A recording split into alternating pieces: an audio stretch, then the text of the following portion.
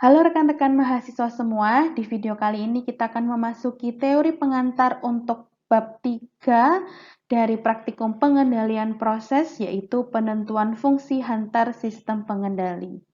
Capaian pembelajaran pada bab yang ketiga ini adalah mahasiswa dapat menentukan transfer function atau fungsi hantar atau fungsi transfer masing-masing proses pengendali dengan metode kurva reaksi. Sehingga di teori pengantar ini nanti saya akan menjelaskan bagaimana sih caranya kita bisa menentukan atau mendapatkan transfer function atau fungsi hantar atau fungsi transfer berdasarkan data pengamatan yang kalian dapatkan dalam praktikum bab 3. Nah, berikut ini saya munculkan kembali blok diagram untuk pengendali feedback. Jangan lupa bahwa di blok diagram ini kita memiliki 4 elemen penting yang selalu ada di setiap blok diagram feedback, yaitu controller, FCE yang bisa berupa control valve, kemudian ada proses dan juga sensor dan transmitter atau measurement device.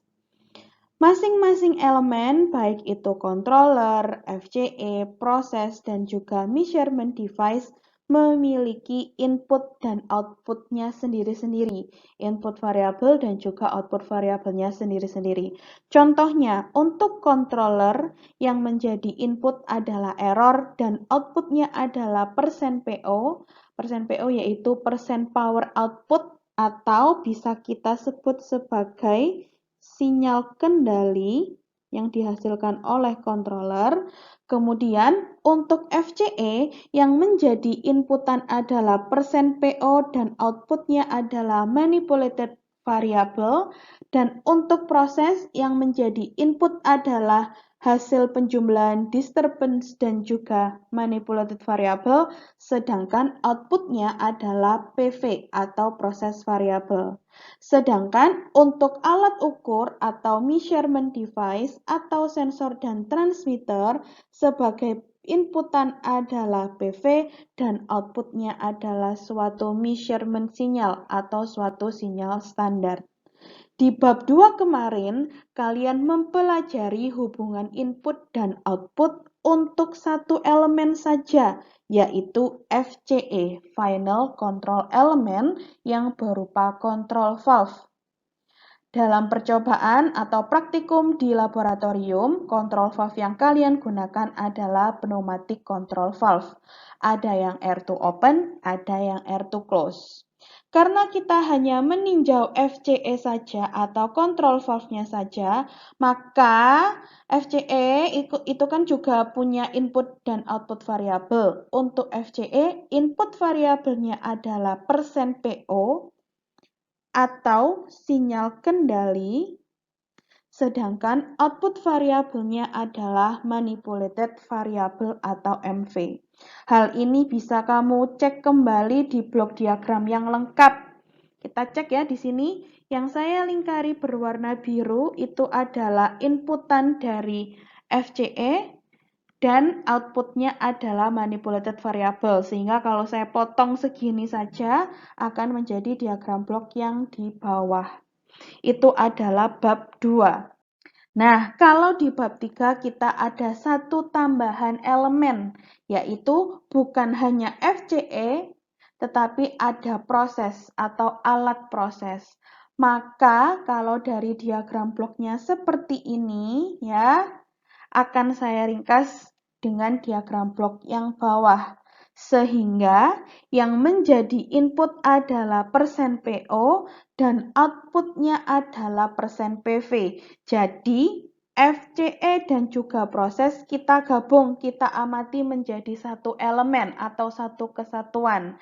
Maka input variabelnya adalah %PO atau sinyal kendali, sedangkan outputnya adalah PV. Nah, kalau di percobaanmu dinyatakan dalam persen PV.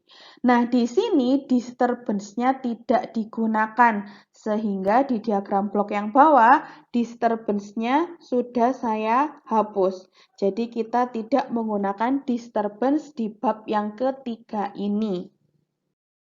Sehingga di bab ketiga ini kita masih mempelajari hubungan input dan output mengenai bagaimanakah respon output yang kita nyatakan dalam persen PV jika diberikan perubahan input. Jadi kita nanti akan memberikan perubahan input, perubahan persen PO, lalu kita lihat bagaimanakah respon outputnya, bagaimanakah nilai persen PV-nya.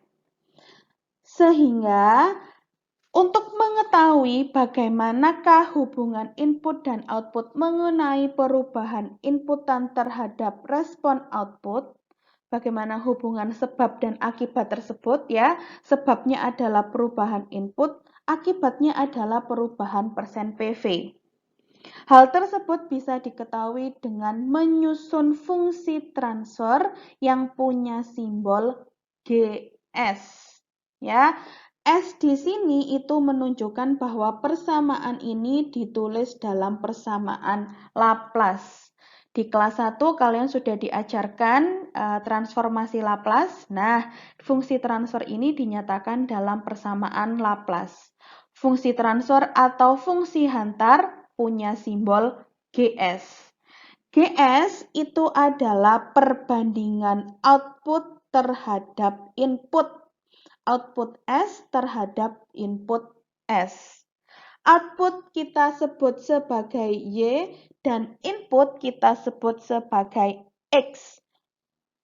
Karena dinyatakan dalam bentuk Laplace, maka jangan lupa S-nya.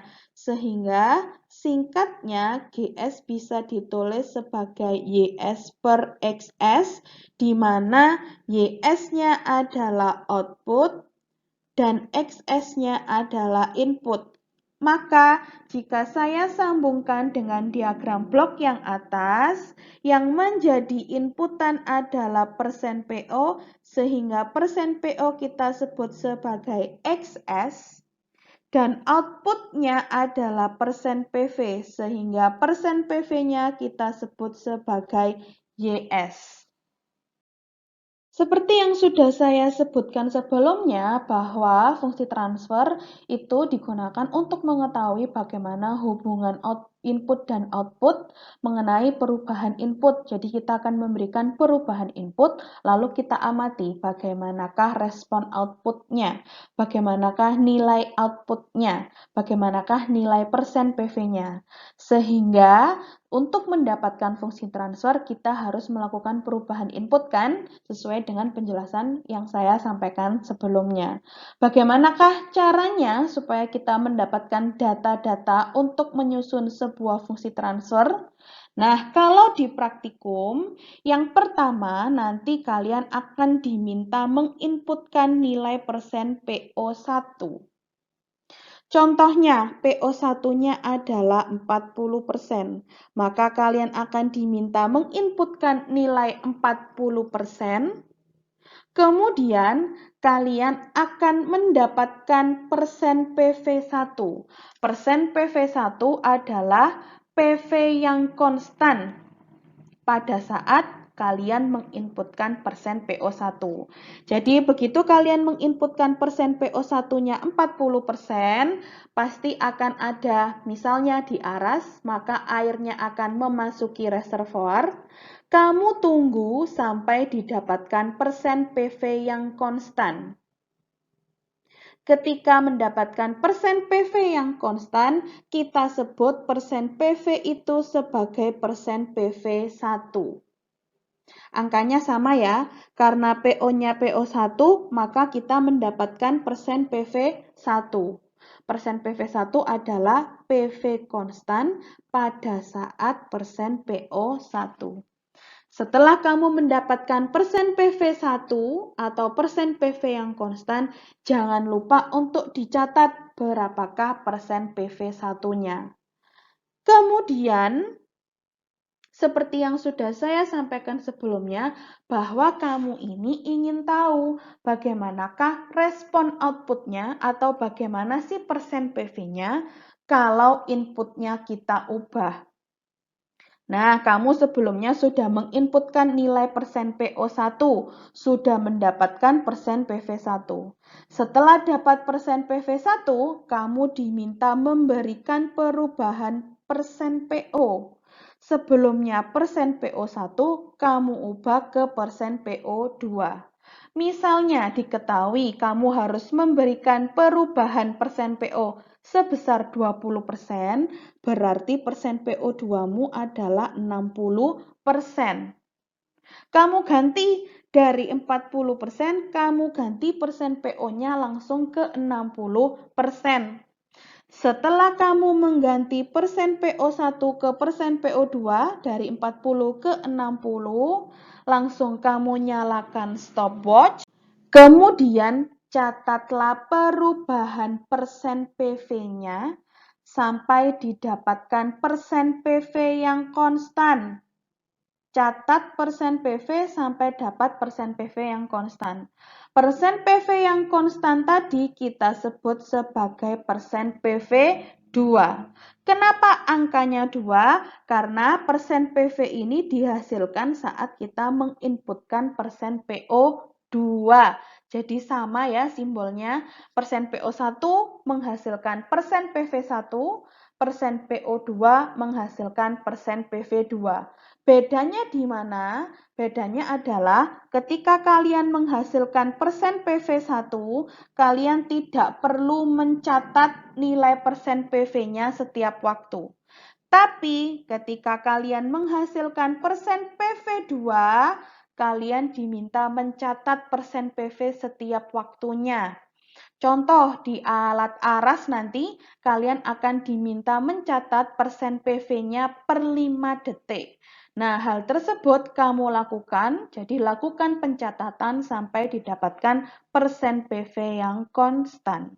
Sehingga data yang kamu dapatkan nanti adalah yang sudah saya sebutkan tadi ya, persen PO1 akan menghasilkan persen PV1, persen PO2 akan menghasilkan persen PV2.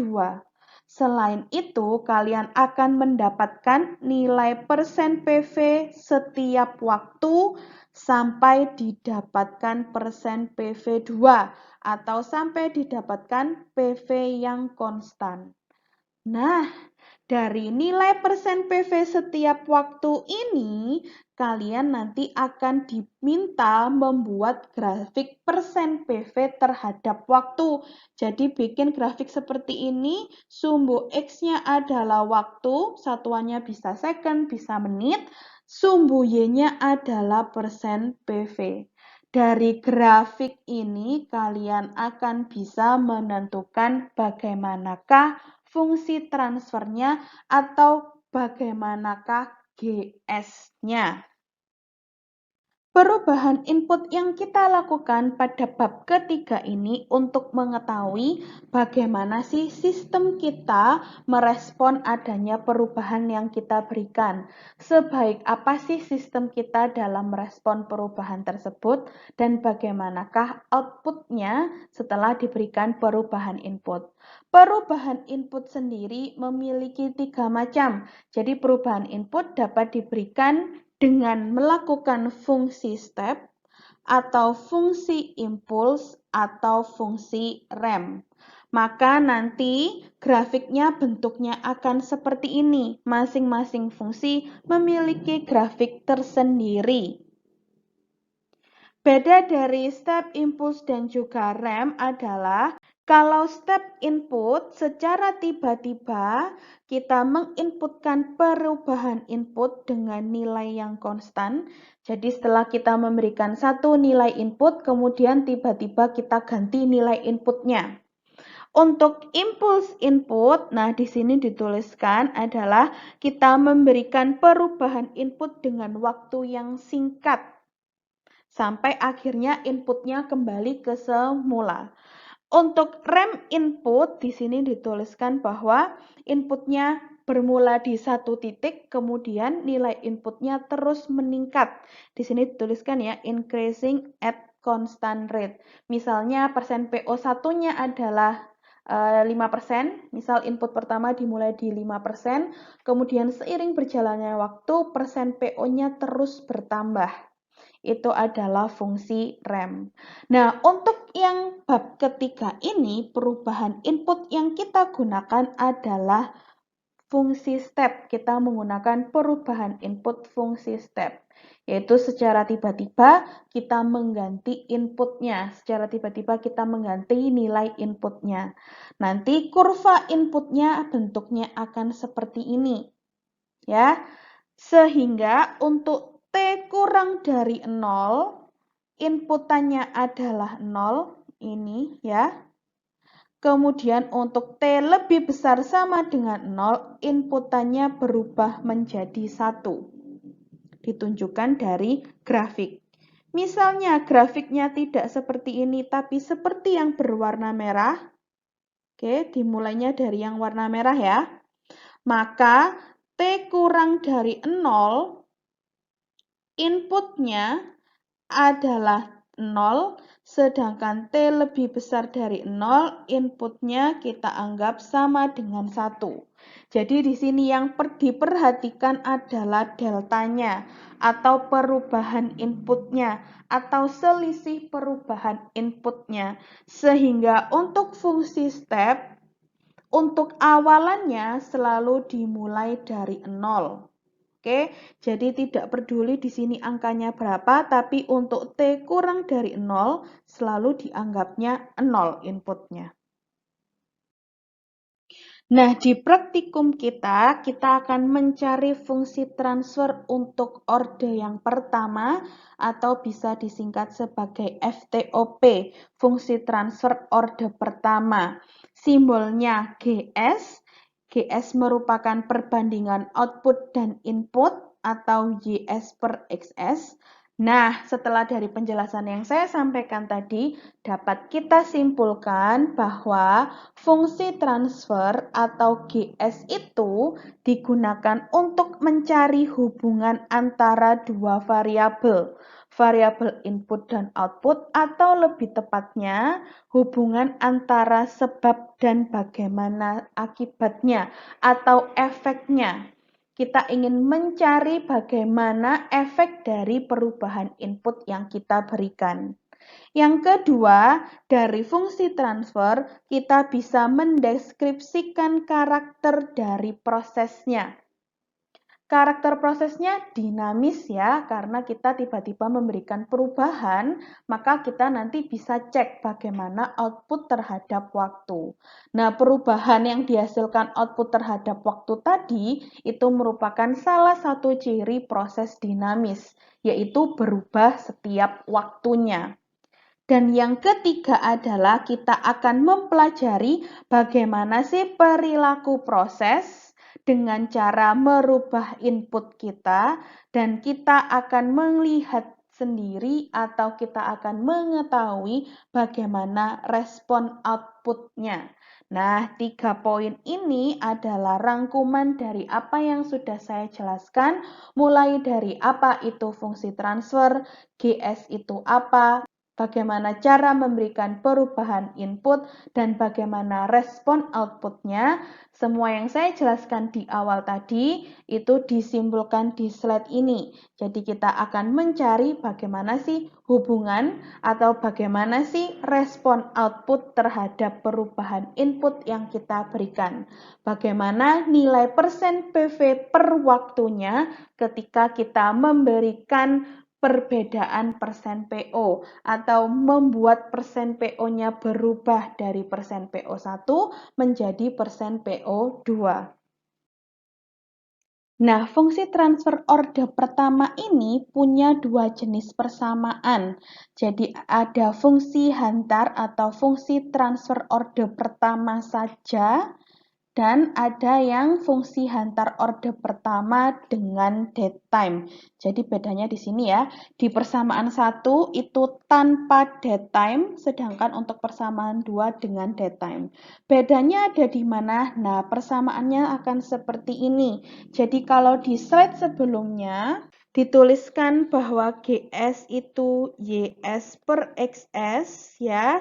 Nah, GS itu juga bisa ditulis sama dengan KP tau S plus 1 yang tanpa datetime, atau yang dengan datetime bisa ditulis GS sama dengan YS per XS, atau sama dengan KP E pangkat minus tau DS per tau S plus 1. Nah, di sini ada 3 simbol baru yang harus kalian ketahui di bab ketiga ini. Yang pertama adalah KP atau kita sebut sebagai gain. KP adalah bilangan yang menyatakan perbandingan antara perubahan output yang terjadi atas perubahan input. Perubahan outputnya dituliskan dalam persen PV, sedangkan perubahan inputnya dituliskan dalam persen PO. Simbol yang kedua adalah tau atau tau P biasanya. Kita sebut sebagai time constant. Nah, baik itu di FTOP atau FTOP dengan datetime atau FTOP dengan datetime, masing-masing punya tau. Taunya yang mana yang ini ya? Ini adalah tau atau time constant.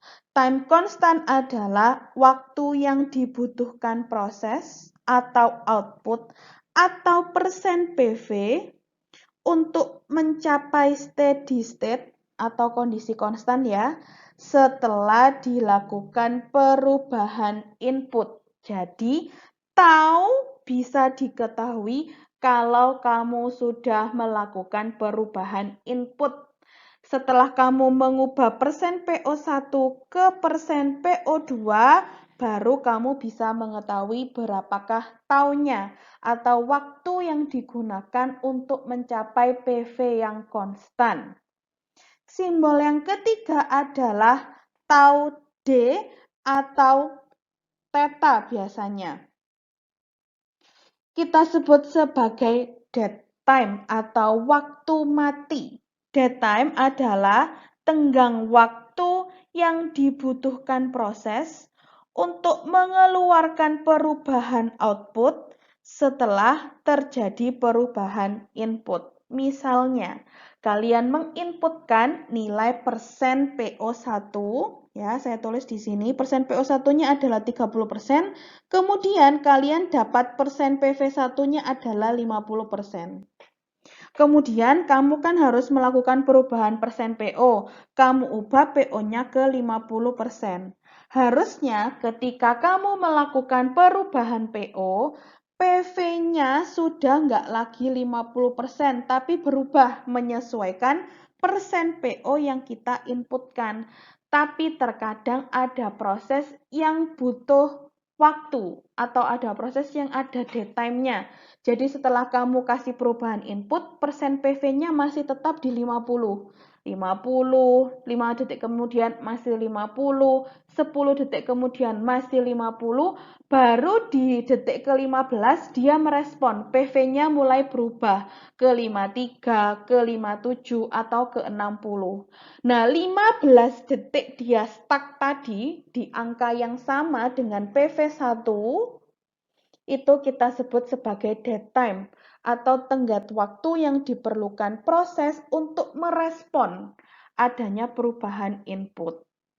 Oke, jadi dead time itu adalah waktu yang diperlukan atau yang dibutuhkan proses untuk mengeluarkan perubahan PV setelah persen PO-nya kamu ubah. Sehingga sama ya, tau dan tau D itu bisa didapatkan atau bisa diketahui ketika kalian sudah menginputkan perubahan input. Nah, karena persamaan FTOP-nya itu ada dua, ada yang tanpa datetime dan ada yang dengan datetime, maka nanti bentuk grafiknya juga ada dua. Kita lihat dulu untuk fungsi hantar atau fungsi transfer order pertama yang tanpa datetime. Oke, tanpa dead time. Nah, di sini persamaannya adalah KP per tau S plus 1. Grafiknya akan seperti ini. Oke, sumbu X-nya adalah menunjukkan waktu, bisa detik, bisa menit, tergantung data pengamatan yang didapatkan. Sumbu Y-nya itu menunjukkan persen PV atau persen PO. Garis merah di sini menunjukkan persen PO, punyanya persen PO ya. Garis biru adalah nilai persen PV-nya. Nah, di sini persen PO1 ditunjukkan oleh garis ini yang saya kotai warna biru, itu adalah persen PO1. Berarti kalau dari grafik persen PO1-nya adalah 20%. Kemudian pada waktu tertentu di sini, kamu melakukan perubahan persen PO. Nih, persen PO-nya naik seret ke sini. Berarti persen PO2-nya kira-kira 60 lebih ya. Itu adalah grafik persen PO-nya. Dari sini, dari grafik ini, kamu bisa lihat di sini. Setelah kamu menginputkan perubahan persen PO, persen PV-nya langsung berubah kan nilainya. Yang semula dia konstan, ini adalah persen PV1. Setelah kamu berikan perubahan persen PO, persen PV-nya langsung berubah. Sehingga pada grafik ini, dead time-nya tidak ada. Dia nggak ada dead time. Maka sekarang pertanyaannya, kalau ada dead time, bentuk kurvanya atau grafiknya seperti apa? Nih yang ada di sebelah kanan. Kamu lihat bedanya. Oke. Pada grafik A, saya sebut gini aja ya, grafik A dan juga grafik B. Di grafik A, setelah terjadi perubahan PO, PV-nya langsung merespon. Di grafik B, setelah terjadi perubahan PO, di sini ya perubahan PO-nya, yang semula 20 berubah menjadi 60 lebih ini, setelah kamu kasih perubahan, nilai PV-nya ini masih tetap di sini, nih, masih tetap lurus. Setelah menit ke 10 misalnya, baru PV-nya merespon. Sehingga, saya hapus dulu, garis ini, yang lurus ini sebelum PV-nya merespon ya, garis ini yang lurus ini menunjukkan dead time atau tau D. Jelas ya, sehingga perbedaannya akan saya berikan kotak di sini yang berwarna biru tua. Bedanya grafik fungsi hantar orde pertama dengan dead time setelah perubahan PO di sini masih ada garis yang konstan atau masih ada angka yang sama dengan persen PV 1. Dia belum merespon. Kalau grafik A yang tanpa dead time, nih begitu diberikan persen PO, PV-nya langsung merespon, langsung berubah angka. Sedangkan kalau yang dead time, PV-nya masih tetap angkanya di situ-situ terus. Nih ya, PV-nya masih tetap di angka ini. Baru setelah beberapa menit atau detik kemudian dia merespon perubahannya. Persen PV-nya mulai berubah. Jadi ini adalah dua grafik yang menunjukkan bedanya kalau ada dead time dan jika tidak ada dead time. Maka jika muncul grafik, yang perlu kamu perhatikan adalah yang pertama, silakan kamu cek garis perubahan persen PO-nya. Garis perubahan persen PO-nya. Kalau kamu lihat di sini, garis persen PO yang berwarna merah itu sama dengan grafik step input di slide sebelumnya. Maka dari itu tadi di slide awal saya menyebutkan bahwa perubahan input yang kita gunakan adalah fungsi step. Nah, bisa dilihat di sini ya, bentuknya sangat mirip, sama. Karena kita menggunakan step input. Kamu menginputkan persen PV1, kemudian mendadak kamu ubah menjadi persen PO2. Nah, ini saya munculkan lagi grafiknya seperti ini ya. Sumbu X-nya adalah waktu, boleh detik atau menit. Nah, sumbu Y-nya di sini persen PV atau persen PO. Sama ya. Kalau saya pecah, nih, kamu dari satu grafik A ini bisa menghasilkan dua kurva lain atau dua grafik lain. Yang pertama adalah kurva input. Inputnya tadi, input kita yang jadi input variabel adalah persen PO. Maka nanti sumbu Y-nya adalah persen PO. Grafik atau kurva yang kedua adalah kurva output. Maka sumbu Y-nya adalah persen PV. Nah, dua grafik ini kalau disambung jadinya grafik A. Jelas ya? Jadi grafik B atas ini dan grafik C jika disambung atau dikombinasikan akan menghasilkan grafik A. Grafik A kalau dipecah akan menghasilkan grafik B sebagai grafik input atau kurva input dan grafik C sebagai grafik output. Beda input-outputnya di mana? Di sumbu Y-nya. Untuk input berarti sumbu Y-nya menunjukkan persen PO. Untuk output, sumbu Y-nya menunjukkan persen PV. Maka dari grafik A tadi, bentuk grafiknya kan seperti ini ya. Dari grafik A ini, kamu bisa menentukan berapakah persen PO1, berapakah persen PO2, lalu kamu juga bisa mendapatkan berapa persen PV1 dan berapa persen PV2. Kita cek satu persatu mulai dari persen PO1. Nah, persen PO1 ini sudah saya tuliskan, ditunjukkan oleh garis hijau bawah sendiri. Ini adalah nilai persen PO1 yang kamu miliki. Sekitar 10%. Nanti nggak boleh pakai sekitar ya, ketika melakukan perhitungan menggunakan data pengamatan bab 3. Nanti akan saya ajarkan di akhir slide. Dari PO1 sudah diketahui, kamu juga bisa mendapatkan persen PO2. Nah, persen PO2-nya yang mana? Yang ini yang atas, garis hijau yang bagian atas. Itu menunjukkan persen PO2. Maka persen PO2-nya adalah 80%. Kemudian, kalian juga bisa mendapatkan ya persen PV1. Persen PV1 itu adalah persen PV yang konstan saat persen PO1.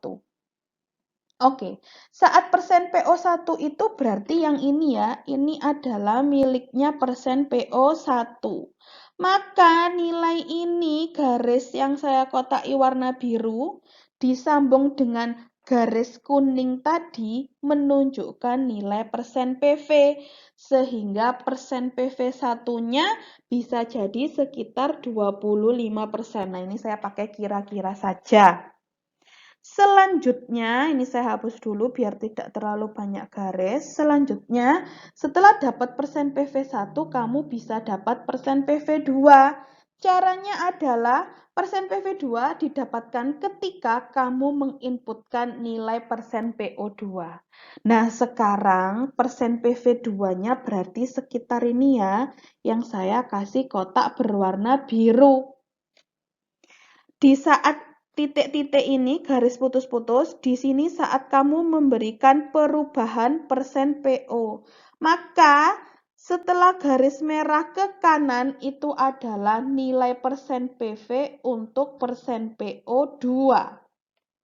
Kamu cek sekarang, persen PV2 itu adalah nilai persen PV yang konstan. Nah, cari garis yang konstan. Ini kan garisnya mulai konstan. Nggak berubah-ubah, nggak naik turun. Maka nilai persen PV2-mu tarik garis ke sumbu Y untuk membaca berapakah nilai persen PV2. Sekitar 63 misalnya. Nah, dari grafik seperti ini, kamu bisa mendapatkan persen PO12 dan persen PV12. Atau kalau misalnya di data pengamatannya sudah ada nilai persen PO-nya, ya kamu bisa langsung mendapatkan data tersebut dari data pengamatan.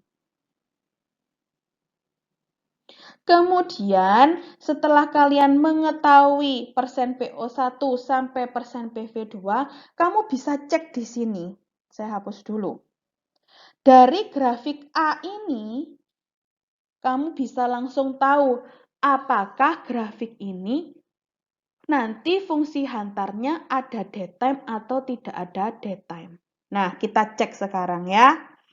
Di grafik ini, persen PO terjadi pada garis putus-putus berwarna merah. Nih, perubahan persen PO. Setelah persen PO-nya kamu ubah di sini, ternyata PV-nya masih konstan, masih tidak merespon. Sehingga yang saya kotai berwarna ungu ini menunjukkan dead time. Maka nanti fungsi hantarnya akan menggunakan fungsi hantar orde pertama dengan dead time. Atau FTOP dengan dead time. Sehingga nanti dari grafik di atas ya, kamu bisa menghitung KP. Nanti rumus KP-nya seperti apa akan saya jelaskan. Kamu juga bisa menghitung nilai tau dan tau D dengan 3 metode. Kalau KP rumusnya cuma 1 atau cara menghitungnya hanya 1. Tapi untuk tau dan tau D, cara mendapatkannya ada 3 metode. Metodenya seperti apa juga akan saya jelaskan setelah ini. Nah, nilai KP baik itu untuk fungsi hantar tanpa dead time atau fungsi hantar dengan dead time, mencari nilai KP-nya sama, yaitu delta CS dibagi delta persen PO. Delta CS bisa dicari dari persen PV2 dikurangi persen dikurangi persen PV1, sedangkan untuk delta persen PO bisa dicari dari persen PO2 dikurangi persen PO1. Sudah kamu dapatkan tadi kan? Langsung masukkan di sini kamu dapat KP. Jangan lupa bahwa persen PV1 itu adalah persen PV konstan saat menginputkan persen PO1, sedangkan persen PV2 adalah persen PV konstan saat menginputkan persen PO2. Nah, KP sudah ketemu, yang belum ketemu adalah tau dan tau D. Tau dan tau D akan didapatkan dari kurva reaksi menggunakan 3 metode.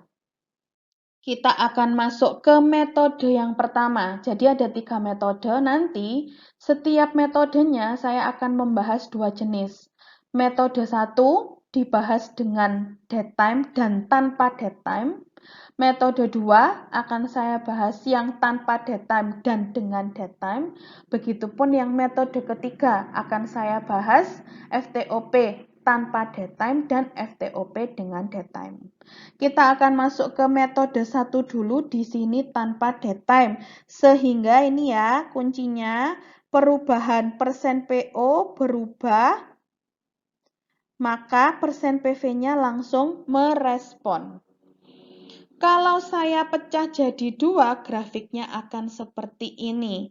Yang bisa kamu hitung pertama kali adalah KP dengan rumus yang tadi yang sudah saya contohkan. Kemudian kamu bisa menghitung tau dan tau D. Karena metode 1 ini nggak ada dead time-nya, maka dead time-nya langsung diisikan 0 menit. Taunya kita akan cari.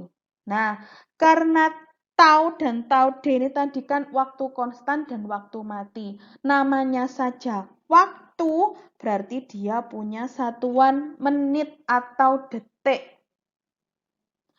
Tergantung dari grafikmu. Sekarang, bagaimanakah cara mencari tau? Di metode 1 ini kita akan menggunakan garis singgung.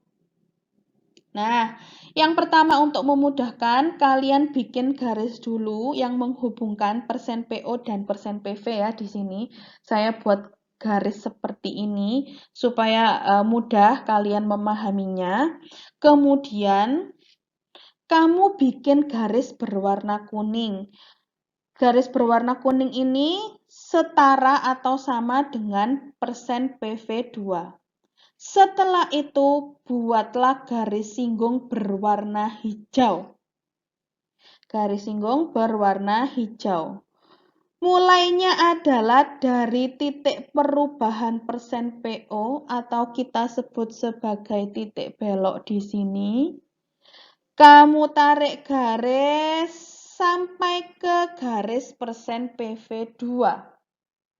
Kemudian munculkan garis lagi, ya. Garisnya itu mulai dari, sebentar ini saya hapus dulu. Garis hitam yang kedua ini mulai dari, ini ya, batas dari pertemuan garis singgung dengan garis persen PV2. Atau pertemuan garis hijau dan garis kuning. Kamu buat garis putus-putus ke bawah. Nah, antara garis putus-putus hitam 1 dan hitam 2 itu adalah taumu. Atau antara titik belok sampai ke garis hitam yang kedua. Atau saya tulis antara titik belok sampai ke perpotongan garis singgung berwarna hijau dan garis persen PV2 yang berwarna kuning. Ini menunjukkan waktu konstanmu. Setelah kamu dapat KP, kamu dapat tau, masukkan angka tersebut ke persamaan GS, ini kamu ganti angkanya, taunya kamu ganti angka yang kamu dapatkan. Itu adalah metode 1 dengan garis singgung. Lalu sekarang, bagaimanakah cara menentukan tau dan tau D kalau ada dead time-nya? Jadi grafiknya akan berbentuk seperti ini. Nah, saya pecah jadi 2 ya, biar mempermudah kalian memahami. Nanti kalau sudah mahir, nggak perlu dipecah juga nggak masalah. Nomor 1, kamu bisa menghitung KP-nya dulu dengan rumus dan cara yang sama. Yang kedua, di sini nilai tau dan tau D akan ditentukan dari grafik. Yang pertama, saya akan membuat garis bantu yang menunjukkan perubahan persen PO. Kemudian, saya akan membuat garis yang berwarna kuning yang menunjukkan persen PV2. Lalu, dari titik belok, saya akan membuat garis singgung, garis yang berwarna hijau sampai ketemu sama garis PV2. Sama ya, seperti tadi. Seperti di metode 1 yang tanpa dead time. Kemudian di sini, tepat di titik beloknya ini, titik belok, saya kasih nama ya, titik belok, saya bikin garis lagi. Lalu di perpotongan antara garis hijau dan garis merah, saya buat garis lagi. Nah, kamu cek di sini. Antara waktu perubahan PO sampai titik belok itu menunjukkan tau D. Dan antara titik belok ya sampai garis hitam yang kedua atau garis singgung atau garis pertemuan garis hijau dan kuning itu kita sebut sebagai tau. Nah, kamu cek di sini nanti tau D-nya itu berapa menit, tinggal baca ya. Taunya juga berapa menit. Itu untuk yang metode 1 dengan dead time. Setelah dapat KP, tau, dan tau D, masukkan di sini KP-nya berapa, taunya berapa, tau D-nya berapa. Maka kamu akan mendapatkan metode 1, fungsi hantarnya berupa GS sama dengan sekian E pangkat minus sekian S per sekian S plus 1. Itu untuk metode yang pertama, kita menggunakan metode garis singgung. Oke, sekarang kita akan lanjut ke metode 2 dalam penentuan fungsi hantar tanpa dead time. Jadi bentuk grafiknya seperti ini ya. Nanti di metode 2 kita sudah tidak lagi menggunakan garis singgung, tetapi kita akan menggunakan titik potong. Grafiknya akan saya pecah menjadi dua, seperti ini. Ada grafik input dan juga output. Nah, sama dengan metode 1, kamu bisa menghitung KP, kemudian kamu menghitung tau dan tau D. Karena tanpa dead time jelas tau D-nya langsung diisi 0 menit atau tidak ditulis pun juga tidak apa-apa. Kemudian di sini untuk penentuan taunya kita akan menghitung titik potong terlebih dahulu. Oke. Yang pertama, kamu buat garis bantu seperti biasa untuk menunjukkan perubahan persen PO-nya ada di mana. Lalu kamu hitung titik potong. Caranya adalah persen PV1 ditambah 0,632 delta CS atau persen PV1 ditambah 0,632 dalam kurung persen PV2 dikurangi persen PV1. Delta CS itu ini ya. Nah, setelah kamu dapat, misalnya titik potongnya itu adalah 58%. 58%, cari di sumbu Y-nya ini, buatlah garis. Nah ini ya, ini adalah 58% misalnya titik potongnya. Setelah itu bikin garis bantuan lagi dari pertemuan garis hijau dan garis PV. Kemudian nilai taunya itu ditunjukkan antara titik belok atau garis perubahan PO sampai ke garis pertemuan antara titik potong dengan kurva PV.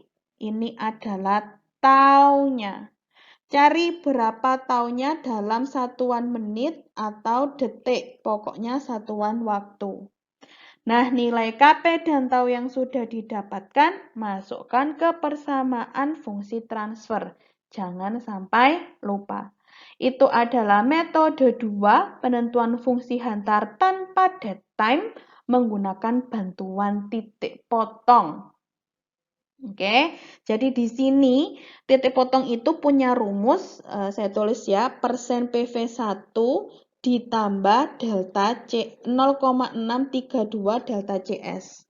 Maka rumus ini tuh maksudnya segini, ini kan punyanya PV1 kan, karena PV1 kita berarti sekitar 22.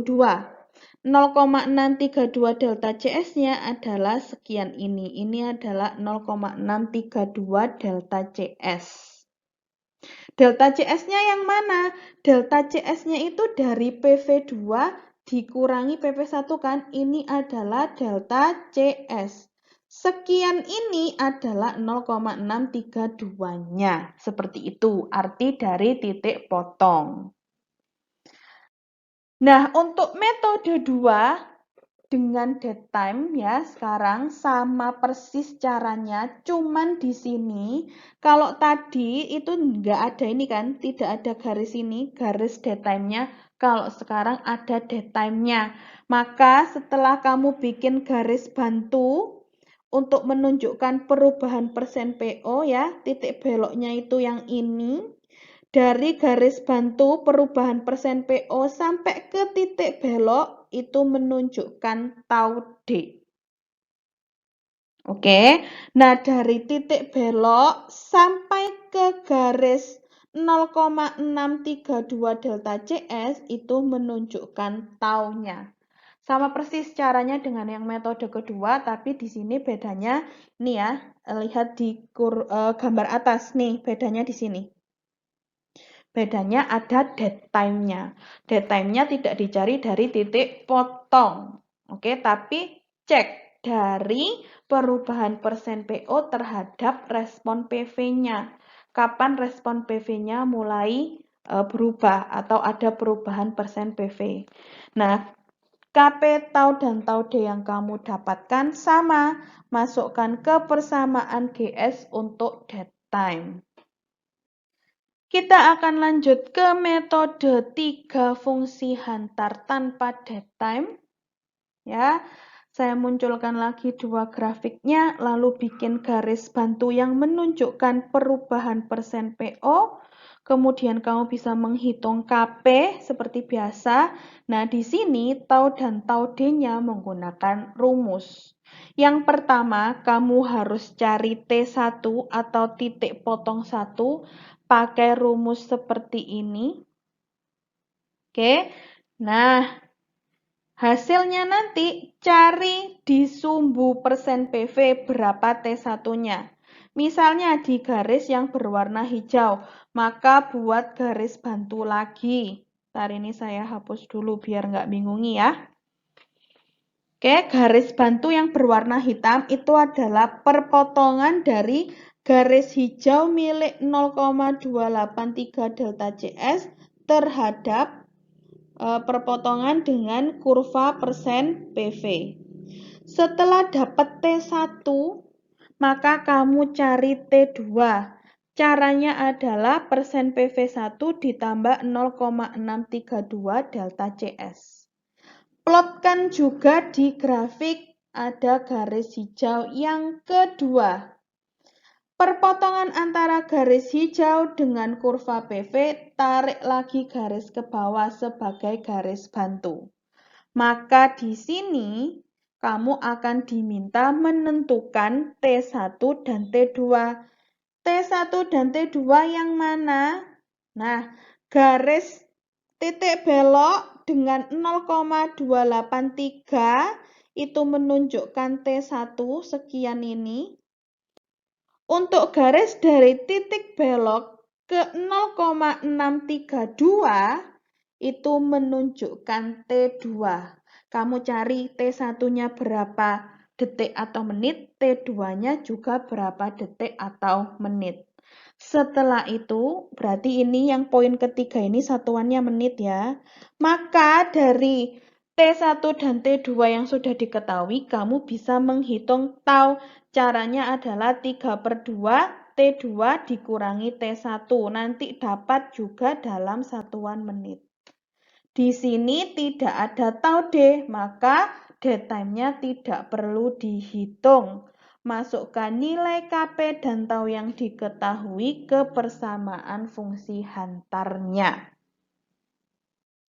Sama halnya dengan metode 3 tanpa datetime, sekarang kalau dengan datetime, maka ini muncul 2 kurva tadi, hitung KP ya, buat garis bantu untuk menandai persen PO supaya kamu bisa memastikan betul-betul bahwa ada datetime-nya ya. Kemudian carilah T1, plotkan T1 di garis hijau pertama, buat garis bantu hitam antara perpotongan garis 0,283 CS dengan kurva persen PV. Lalu cari titik 2, plotkan titik 2-nya di garis berwarna hijau lalu buat garis berwarna hitam.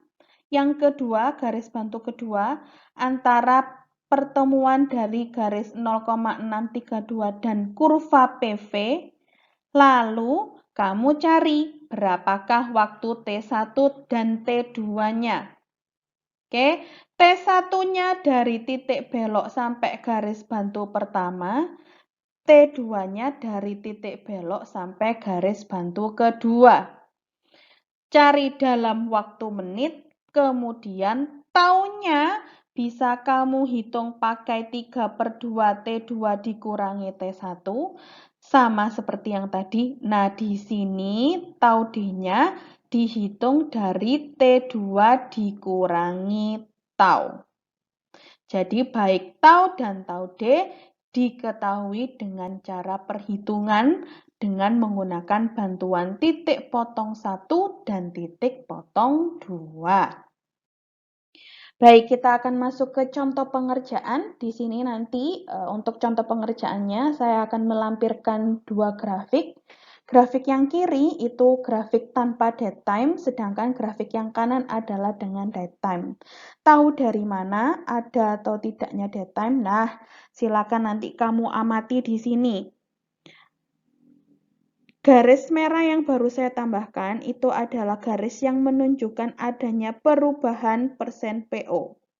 Ketika persen PO-nya diubah dari persen PO1 ke persen PO2, PV-nya langsung merespon, PV-nya langsung berubah angkanya. Sedangkan pada grafik yang di sebelah kanan, ketika dia diberikan perubahan persen PO, dari persen PO1 ke persen PO2 pada detik kelima, PV-nya tidak langsung merespon. Di sini dia memiliki angka yang konstan terlebih dahulu. Baru di detik ke-9 menuju ke-10, PV-nya mengalami perubahan. Sehingga dari grafik yang di sebelah kanan bisa diambil kesimpulan bahwa pada grafik ini terdapat dead time, terdapat waktu tenggatnya proses untuk melakukan atau merespon perubahan input. Nah, di sini saya menyebut ya titik belok itu sebagai respon pertama kali dari persen PV.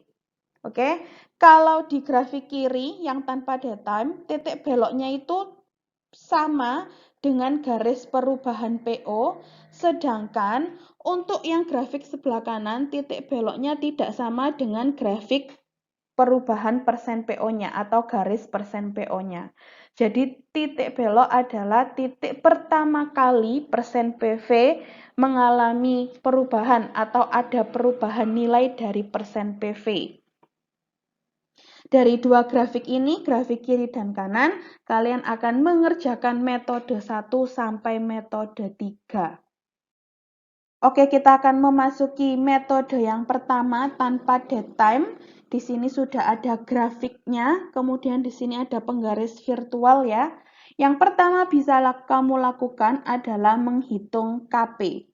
Sebelum menghitung KP, didata dulu berapakah persen PO1-nya, persen PO2, persen PV1, dan persen PV2.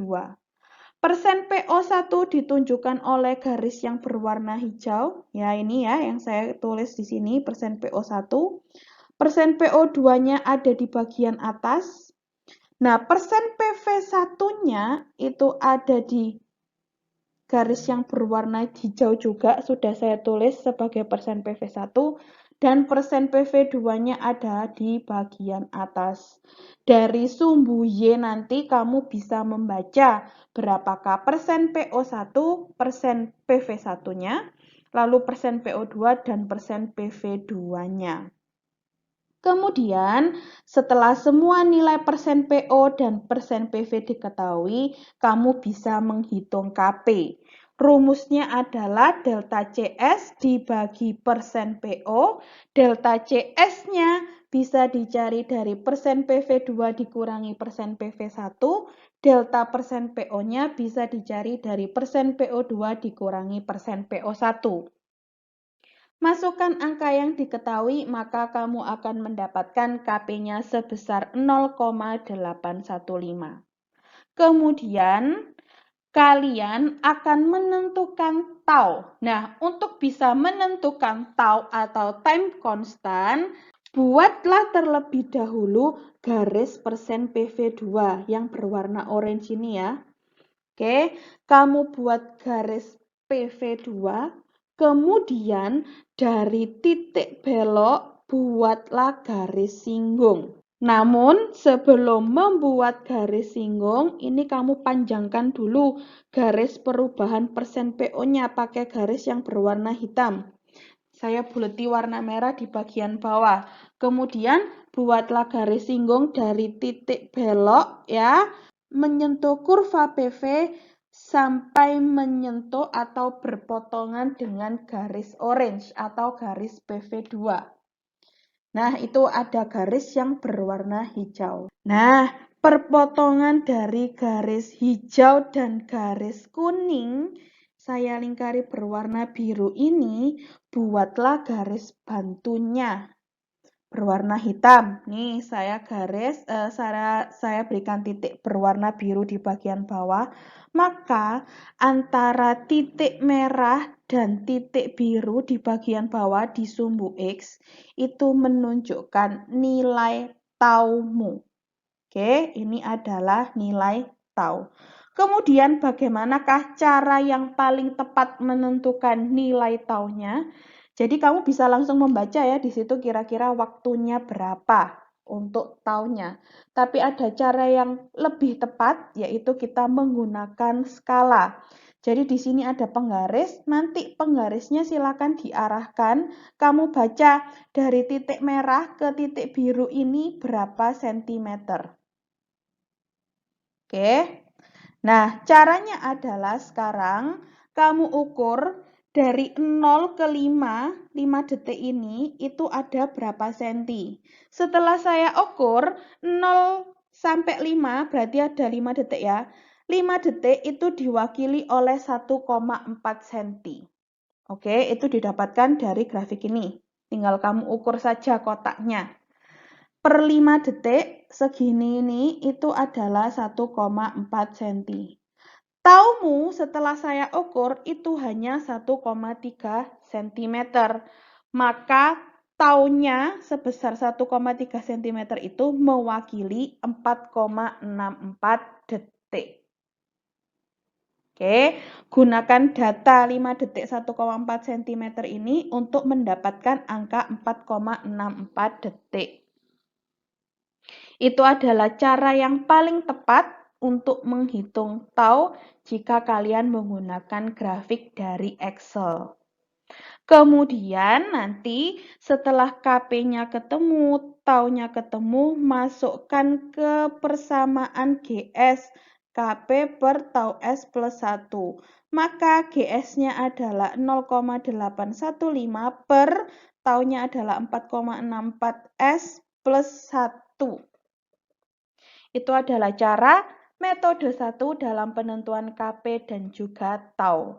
Gunakan penggaris virtual untuk membantu kalian menentukan berapakah taunya.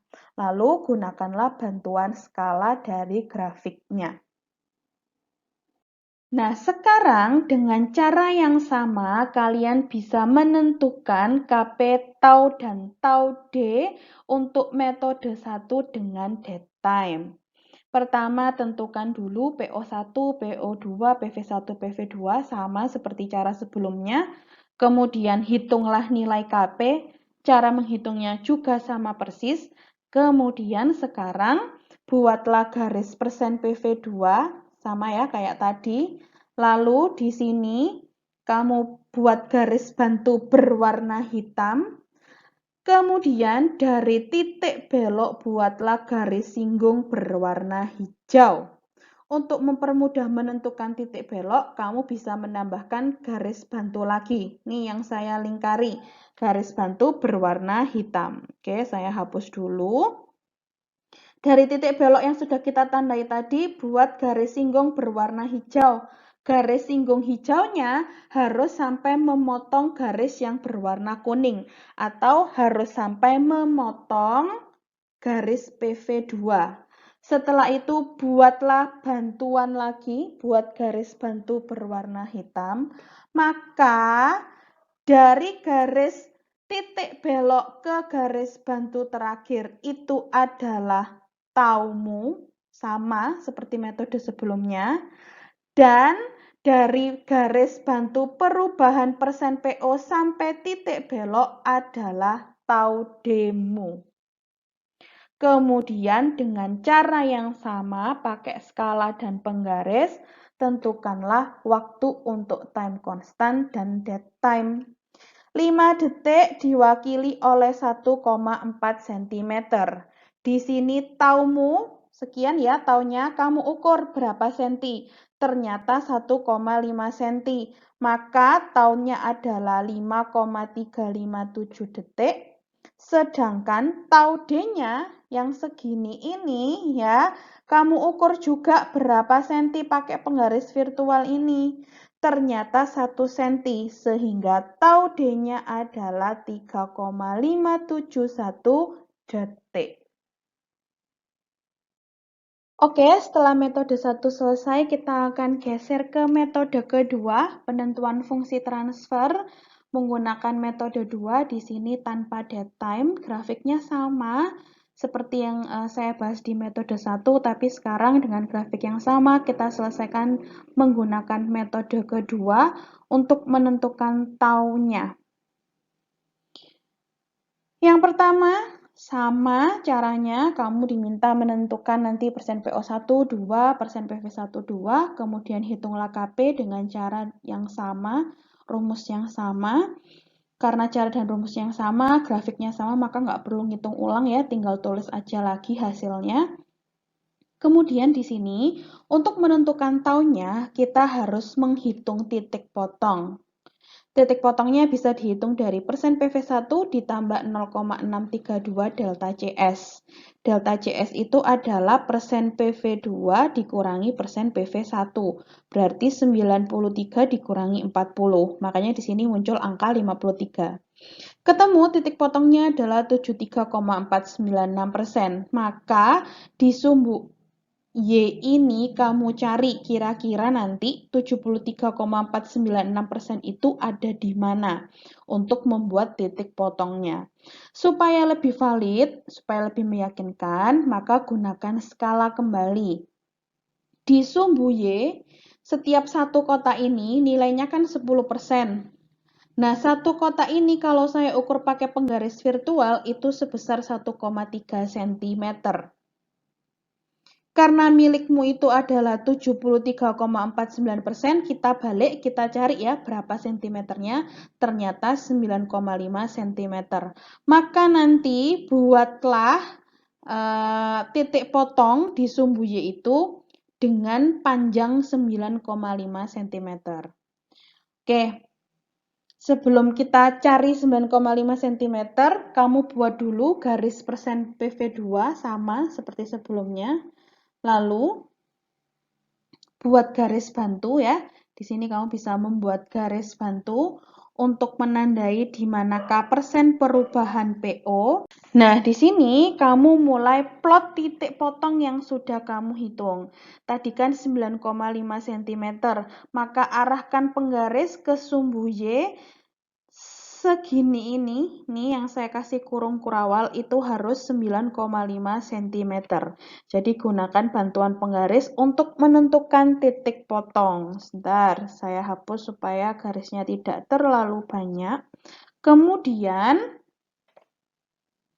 dari pertemuan titik potong, garis titik potong dengan kurva PV ini yang berwarna merah saya lingkari, buatlah garis bantu.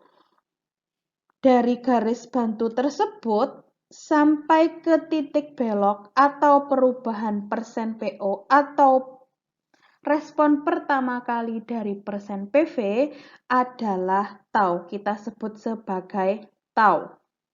Oke, nah tau tersebut kamu ukur berapa sentimeter, kemudian kita ubah ke satuan waktu. Jika saya ukur menggunakan penggaris, taunya di sana 1,1 cm. Di skala 1,4 cm itu mewakili 5 detik, maka untuk 1,1 cm mewakili 3,928 detik. Sehingga di sini KP sudah ada, tau sudah ada, masukkan ke rumus GS. Jadi di metode 2 kita membutuhkan bantuan titik potong. Dari titik potong tadi, perpotongan antara garis titik potong dengan kurva PV yang berwarna biru, tarik garis ke bawah sebagai garis bantu. Dari titik belok ke garis bantu tadi itu adalah taunya. Tau D-nya tidak perlu dihitung karena tidak ada dead time. Untuk metode yang kedua, grafik dengan dead time sama caranya, cuman di sini ada tambahan menghitung tau D atau dead time. Kamu hitung dulu KP-nya dengan cara menentukan persen PO1, 2, PV1, dan PV2. Kemudian kamu tentukan dulu titik potong, caranya sama seperti tadi ya. Di sini berarti 7,349 itu 9,5 cm sama dengan yang tadi, maka buatlah garis titik potong. Caranya adalah buat dulu garis kuning, garis PV2, lalu buatlah garis bantu untuk menentukan di mana titik beloknya. Garis bantunya digunakan untuk menentukan di mana titik beloknya. Kemudian buatlah garis titik potong. Pertemuan garis titik potong dengan kurva PV, kamu buat garis bantunya. Nah, dari titik belok ke garis bantu kita sebut sebagai tau, mirip ya dengan yang metode 2. Dari perubahan persen PO sampai titik belok kita sebut sebagai tau D atau dead time. Ini adalah dead time-mu. Dari perubahan persen PO sampai titik belok atau dari perubahan persen PO sampai adanya respon PV atau perubahan persen PV. Setelah mengetahui tau D dan tau, kamu bisa menghitung waktunya. Setelah diamati, taunya itu 1,1 cm berarti 3,928 detik dan tau D-nya 0,9 cm berarti 3,214 detik. Untuk metode yang ketiga, grafik FTOP tanpa dead time. Di sini sama stepnya, kalian diminta menentukan PO12, PV12, kemudian menghitung KP. Kemudian, karena di metode 3 kita membutuhkan 2 titik potong, yaitu T1 dan T2, maka hitung dulu T1-nya menggunakan rumus PV1 ditambah 0,283 ketemu sekian 54,9%. Lalu dari 54,9% sama seperti titik potong di metode 2, cari berapa senti untuk 54,9%. Kemudian buatlah titik potongnya. Sebelum membuat titik potong, bikin dulu garis PV2, kemudian bikin garis bantu sebagai tanda perubahan persen PO, lalu kalian bisa membuat garis T1 di sini, maka garis T1 ini ukurannya adalah 2,7 cm, kemudian kalian hitung T2, T2-nya ketemu 73,496, dengan skala 9,5 cm sehingga milik T2 garis warna hijau itu 9,5 cm, gunakan bantuan penggaris. Buat garis bantu berwarna hitam untuk titik potong T1 dan T2. Nah, sehingga kalian akan mendapatkan T1 dan T2 berapa panjangnya. T1 diukur dari titik belok sampai perpotongan T1 kecil. T2 diukur dari titik belok sampai garis bantu T2. T1 mendapatkan 0,7 cm, T2 dapat 1,2 cm.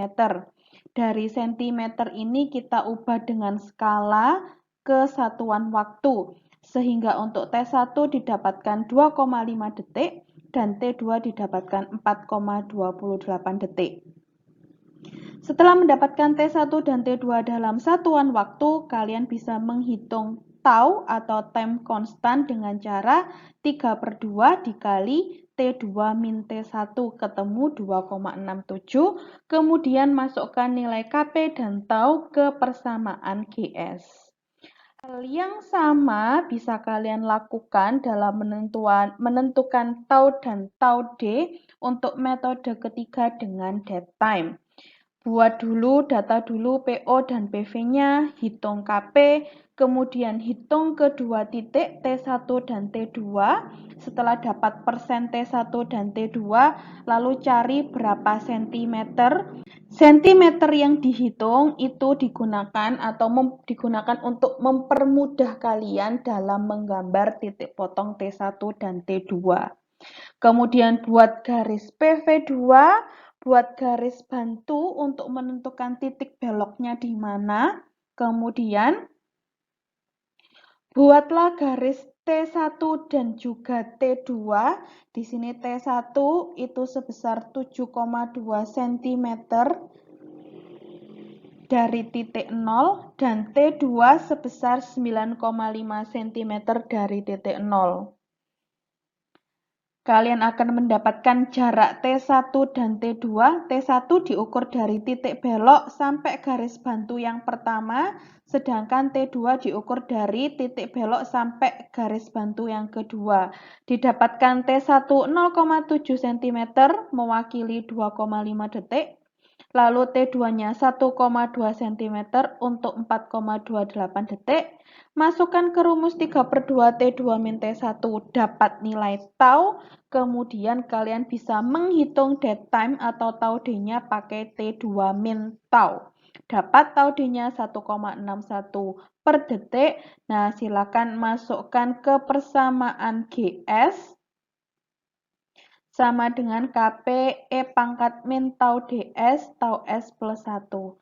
KP-nya adalah 0,815, tau D-nya adalah 1,61, dan tau-nya adalah 2,67.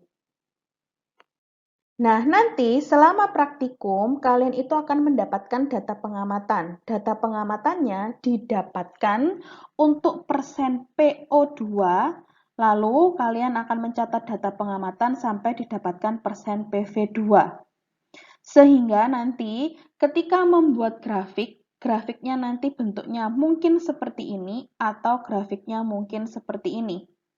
Kalau grafikmu seperti ini, berarti ada dead time-nya.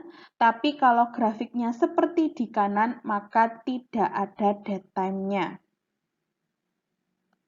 Oke, dari grafik tersebut, lalu silakan kalian menentukan KP, tau, dan tau D menggunakan metode 1, 2, dan 3. Kalau kalian lihat di sini ada dead time-nya, maka gunakan metode 1, 2, dan 3 dengan dead time. Dan persamaan GS-nya juga dengan dead time, sedangkan kalau tidak ada dead time-nya seperti kurva yang di bagian kanan, maka gunakan metode 1, 2, 3 tanpa dead time dengan GS juga tanpa dead time.